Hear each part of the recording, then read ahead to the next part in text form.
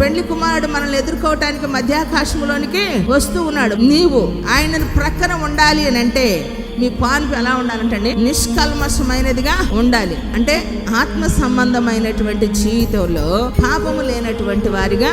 ఏదేను తోటలో ప్రారంభించబడిన వివాహ వ్యవస్థ పరలోకంలో పెళ్లి కుమారుడైనటువంటి మన ప్రభువైన యేసుక్రీస్తు వారితో పెళ్లి భారీగా సంఘము వధువు ఎవరైతే ముడతైన మచ్చైన కలంకమైన లేని పరిశుద్ధమైన సంఘముగా పేతురు రాసినట్లుగా ఎవరైతే ఏ సంఘం అయితే ఉంటుందో ఆ సంఘము సార్వత్రిక సంఘం, డినామినేషన్లతో సంబంధము లేదండి. యేసు రక్తంలో కడగబడిన వారిగా పరిశుద్ధమైన జీవితాన్ని కలిగి లోకంలో ఎవరైతే తమ పవిత్రతను కాపాడుకుంటూ దేవునికి ఇష్టమైన వారిగా బ్రతుకుతూ వారి పరిశుద్ధతను కాపాడుకుంటూ నిలువరమైన పట్టణం ఇక్కడ మనకు లేదు.